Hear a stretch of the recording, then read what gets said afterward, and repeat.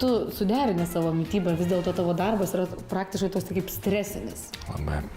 Nežinau, aš iš tikrųjų nieko nedarau, aš nereguliuoju nei ką aš valgau, nei ką aš geriu. Taip, turbūt sugedo aparatą. Nemanau, kad sugedo aparatas, turbūt tavo tėvai turi ir atrodo labai gerai ir tu turi tobulus genus. Taip, linkėjimai tėvams. Ačiū jums.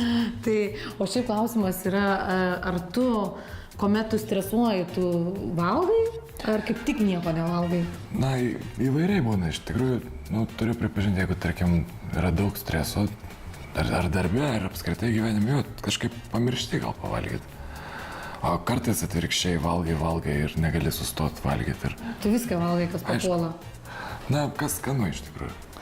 O čia žinau, kad tu dabar pristatai kažkokį savo kokteilį. Taip. Tai pasakyk, kas čia. Tai yra mėtų, mangų ir bananų MMB kokteilis su liesu jogurtu. Liesas tik dėl to, kad tokia laida. Šiaip būtų riebus. Taip, tai gali pradėti ir daryti. Mielai. Tai štai. Tai kokiam čia reikia? Aš galiu nulupti bananą, arba pats gali nulupti bananą ir tiesiog dėti? Taip, reikia 2 bananų, 1 mango ir reikės 2 lapelių mėtos. Mėtos, taip. O tau sunku, ar būna tau sunku prieš vaidinimus? Žinoma, reikia pasiruošti, visada reikia išmokti tekstą. Reikia laiku ateiti į filmavimą, pavyzdžiui. Reikia sekti, kad nenugriūti, nesusižeisti, nepasidaryti mėlynių. Iš tikrųjų, sunkiausias vaidmuo, kiekvienas... Taip, teisingai. Kiekvienas naujas vaidmuo, jis turbūt yra sunkesnis už prieš tai buvusi, nes iš to reikia kurti kažką ir galvot, kaip jį daryti.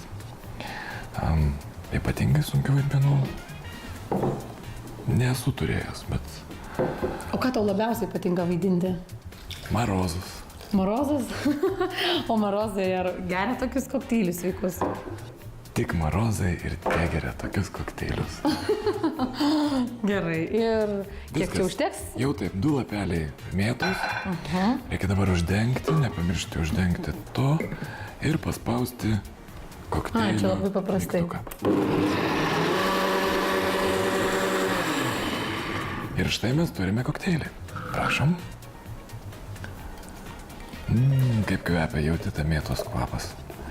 Beje, aš specialiai nenorėjau plakti jo ilgai, kad būtų tų kietųjų dalelių viduj. Praktiškai tiesioginė to žodžio prasme, į sveikatą. O tu skaičiuoji kalorijas? Taip.